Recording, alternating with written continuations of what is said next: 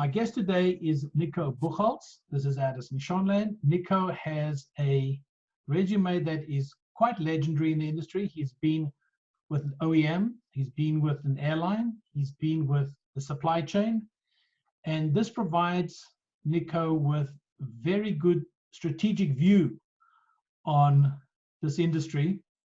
Nico, thank you very much for spending some time with me today. Thank you, Addison. It's my pleasure. I hope I can contribute this afternoon. I have no doubt. So let's start off with where we are today.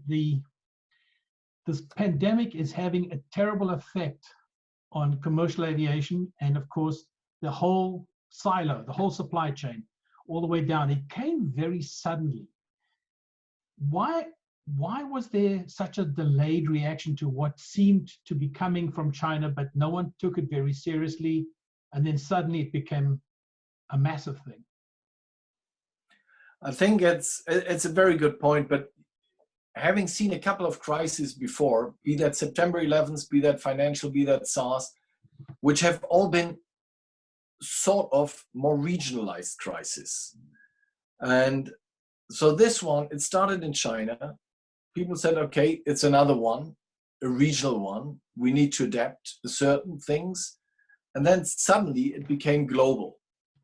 And then everybody struggled because becoming global and the airline industry being as global as you can get in principle, and hence the supply chain behind it also being global, they suddenly were presented with something which was unprecedented, that everything closed slowly down and each country had different rules, which made it very difficult actually to fly somewhere because you didn't know how to get the passengers out of the plane anymore.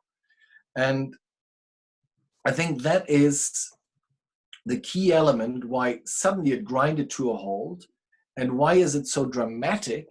It's because already before we had a couple of, let's call them vibrations, that the whole industry needed some changes, be that on the airline, on the supply chain, on the OEM side. And being hit now with the closure, everything came to a sudden standstill within 2 weeks, basically. Like a perfect storm, really. I think that's like people call it a black storm, a black swan, or a perfect storm, or whatever you want to call it. But that's basically what it amounted to. So there's this massive shrinkage, and certainly in the Northern Hemisphere, in the mature economies, we have industry, well, economic life is very oriented towards service industries. And service industries require things like air travel, require connectivity, not just like we do the Zoom now, or there's this online activity, but all that economic activity really depended on airline connectivity. What happens now? What do we expect? What are your thoughts about the downstream impact from this deep freeze that we've gone into? I think that the first element is what you raised. The mobility requirement for global industry is tremendous. We see it today with all the freight requirements, all the freight flights which are happening. So you see already on that side that there is a supply chain, and the supply chain always is something which is so far remote from most people. But many people don't realize how many bits and pieces in their daily life they have out of the supply chain, which is transported by aircraft. And hence, some of the shortages on some of the materials became visible, hence the requisition of some passenger aircraft now to fly cargo-only flights. Remember, 50% of the world's cargo even before was transported in the belly of passenger flights, so they disappeared. So something needed to happen. The other thing is the people. Humans are social animals, and you need a certain contact. We can do this Zoom conference, but let me take one step back. How did the first communication, traveling, I still remember traveling during the times when you actually had every 4 hours had to stop for refueling. And that made a trip to Australia actually pretty long from Europe. And then we had a telex, a telefax, and all these things. We upgraded our communication skills. And because we have this desire for communication and this need for communication in a global industry, we even now that you have video conferencing, the video conferencing was used a lot already prior to this crisis. And what did it replace? It replaced a lot the telephones, because suddenly you were able to talk to somebody face to face like this. And it also within families, the VFR, the visiting friends and relatives business, which is a big part of the airline industry as well. That hasn't gone down because people have FaceTime or whatever other means. So the whole transportation system globally is geared for the communication required for a global business and the desire of humans to interact with their families or friends. And that I think is why it is such an important element in our today's life to have a functioning air transport system. And that's why it is so disastrous at the moment to see that those airline businesses going down and respectively the OEM and supply chain is suffering significantly. Right. I think that, you know, I remember correctly, American Express once did a study. They said that 1 in 16 jobs in the world depends on tourism or the travel industry. So one, you know, extrapolates from that, we're talking about multi-millions of people globally, and some economies that are very tourist dependent are going to be hit tremendously hard. So the downstream thing is really, it's quite scary actually. But we don't want to dwell on bad news forever. I guess we want to look forward to the way out of this. Nico, what are the signals that you would be looking for as where do you think the recovery starts? What do you look for? Well, I'm looking for, obviously the first element would be the lockdown, which is in place in various countries with a varying stringency. That needs to be released, because before that isn't being released, flying becomes very difficult. However, having said that, that also gives you the indication. My personal belief is domestic flying has a better chance as a restart. We have seen it in China. The domestic Chinese schedule is getting back to reasonable levels now. And if you look at it, what I said earlier, the fragmented closures may also lead to fragmented openings. So I would see domestic travel coming up first, with international travel being the second. And then comes obviously the question, what is first, business or private travel? And I'm a bit torn, because if you say the private travel, the discretionary disposable income at the moment for many people is significantly less. So that would show that there's more business travel. On the other hand, the business travel, the companies have the same problem. So could you say that the longing to see my uncle on the West Coast if I live on the East Coast or something like that, would that be the first start of traveling again if I relate it to the US? But again, that's a domestic travel. So I would, when you ask me for the silver lining, I think the silver lining is a reduction in the stringency of lockdowns, which obviously is a function of how the famous flattening the curve is working in certain areas of the world. And that we have seen it. We have seen some experiments, you could say. Not that these countries would have considered that being experiments, but they didn't know what to do. And you have different reactions, different curves. If you go through some European countries with complete lockdowns and some without any lockdown, and you go into Asia with some normal life countries and some completely locked down. And then you have the US, where there's a widespread puzzle across the states as well. Right. So, something that would be hopefully close to your heart. Let's look at at a recovery, and the travel starts, and the recovery starts domestically in various countries, as you point out, with China. Now, I've noticed in China, the recovery seems to be focused on 737s and 320 size airplanes. Let's say up to 160 seats. That seems to be the very active thing. In the US market, I'm hearing people talk about the regionals start off the traffic flow again. What I'm intrigued to hear is your thought on which airplanes do you think become hot properties as the market comes back? Oh, hot properties. Hot assets. No, yes. No, but let's without going like into whether it's an Embraer, Bombardier, Boeing, or Airbus, or Mitsubishi, or whatever. I would say this crisis has shown airlines again and the whole industry that there is the risk and reward element. And the reward usually is you have low costs, unit costs, because of economies of scale, big aircraft, for example. And then you have the risk, which this brings with you, the trip cost. If you don't fill it, it's a lot of money to be spent if you only have 2 passengers aboard a 737, for example. The penalty is much lower if that happens on a 40-seat aircraft. So I would see a tendency to shrink the capacity towards smaller units, which are still very efficient. So modern units, which are very efficient. And that would be in the short haul area. That could be, you mentioned regional, although regional is sort of an artificial word, because regional in Asia meant a 250-seater and regional in the US means 70 seats or something like that.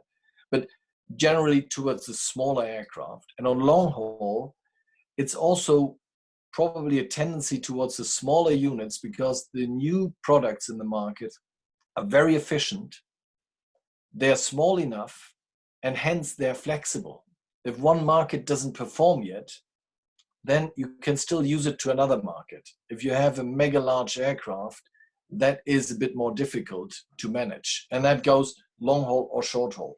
So a long-winded answer to your precise question, I would see that in some markets, there is not necessarily the biggest available and lowest seat mile cost aircraft would win, but those who have a very good trip cost and still an okay seat mile cost.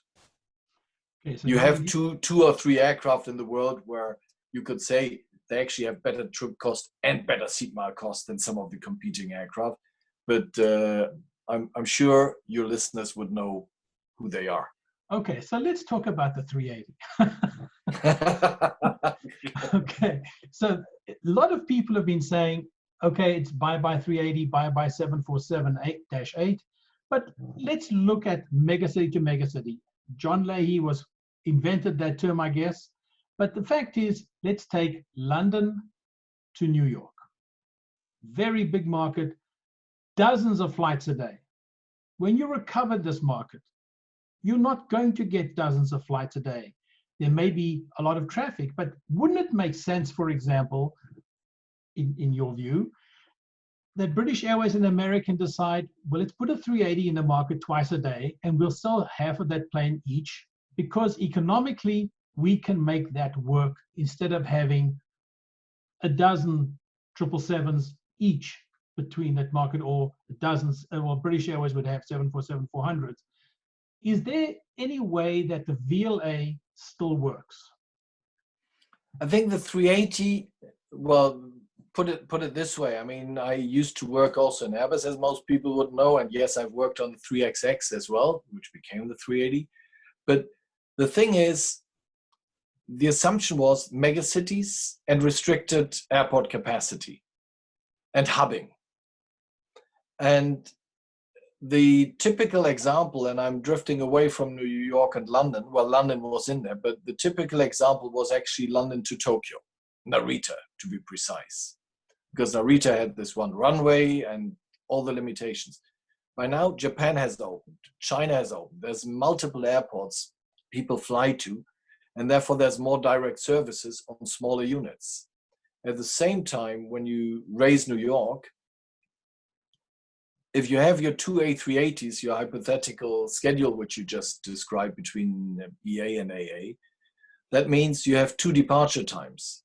Many people who either want to transfer or who want to go to meetings or to dinners or business, whatever their reason is, they may not want to like those times. Therefore, you have to entice them with a yield decline to those times. And usually, if you have more frequency on smaller units, your average yield per unit, per aircraft, is better. And therefore, yes, maybe BA and American can try that at the beginning when it reopens the market to test it. I don't know. But it is something where I would say the large aircraft will have its market. Like you look at somebody who recently took an A380, ANA.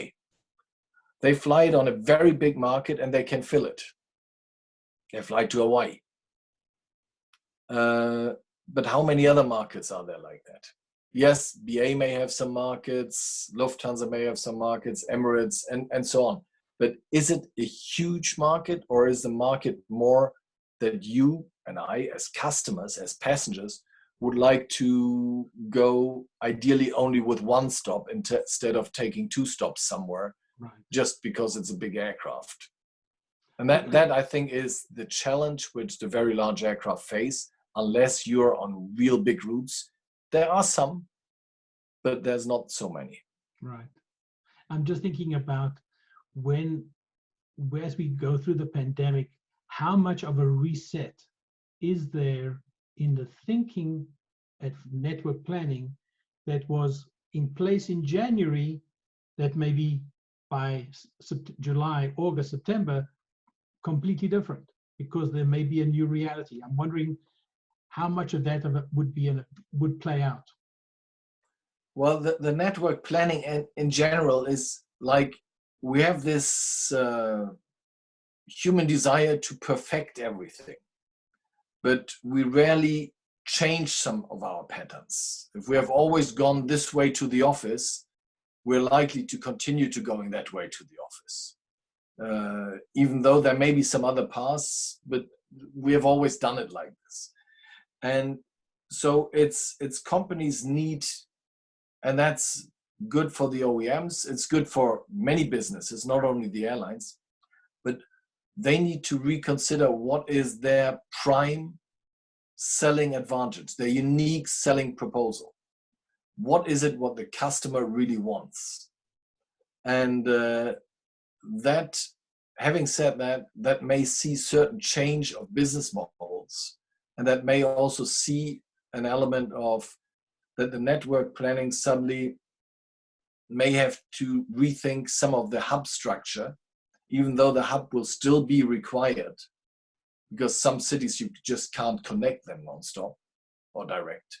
So you will need a hub, but do you need it as much as you need it today, or do you need it slightly less? Right. And I think it will be a hybrid approach. There will be some large aircraft required, but there will be proportionally many more needed in the smaller segment. And that's good for long haul, but that's good for short haul as well. Okay, my last question then, in terms of this kind of an issue. So I guess that means that an airplane like the 321 XLR, and hopefully one of these days we'll know a bit better what the NMA looks like, that looks like a useful tool because of its flexibility. You mentioned how that is an important issue going forward. You need maybe even the 220 and the E2, because of their range capability, provides a lot of flexibility in terms of what you can do with that airplane. Is that a fair way of looking at it? That's a fair way of saying it. I mean, you have to look at two things. It's like everything being equal. If you start something on a green sheet plane or on a white sheet, completely afresh, those would be mind-bending economics. But let me give you that example. You raise the E2, you raise the 220, just to take one example. There's in each of those families, you have aircraft which are very similar in size. And they're actually also similar in size to 319s and 737-700s. But one is brand new, burns a bit less fuel. And the other one is a bit older, but burns a little bit more fuel. So economically speaking, the challenge is how much more fuel does it burn at today's fuel price? And how much do we enforce the environmental aspect into this equation? Or does it just remain the economic discussion? So that determines a little bit where we shift that. But in general, I completely agree. E2s and 220s, very attractive proposition. And the 321 LR is doing exactly what I described earlier. It's taking the seat mile cost of a much larger aircraft and brings it into a smaller aircraft. Therefore, the trip cost and the risk for the financials is significantly less. So it is a very attractive proposition. And yes, I'm also intrigued to see the Boeing equivalent to that, because there needs to be something, because airlines in general like more performance. But the key question is, how much are you willing to pay for that performance?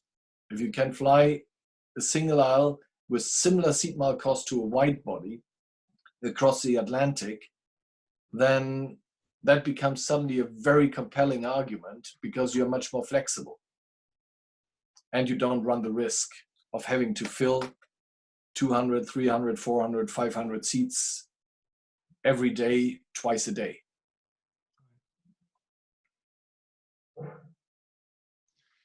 So I think that was a great network economics lesson. No, it's not a lesson. It's just a couple of thoughts. And I'm sure there's elements which you can add, and there's variations. That's why I threw an environment and fuel price to it, because they are both variables in the decision making and when the airlines and network people run their scenarios. Right. So it's always the almost infinite trade-offs that one has to go through. You would buy, as an airline, you would buy the best compromise. And compromise in this aspect is a positive notation. It's not negative, because compromise is seen as negative many times. No, if you buy the best compromise, you have the best product and the best hedging against future variations, because that's what we are learning out of this crisis. It is another crisis which came. It was much bigger than the other ones which we had. We learned a little bit out of SARS, out of September 11th, but now we have to learn the full lesson, how to make this system flexible. And really, everybody likes to talk about a resilient structure, to build in that resilient structure properly, not talking about it, but building it in. Thank you so much for your time, Nico. I really appreciate it. My pleasure. Thank you very much, Edison.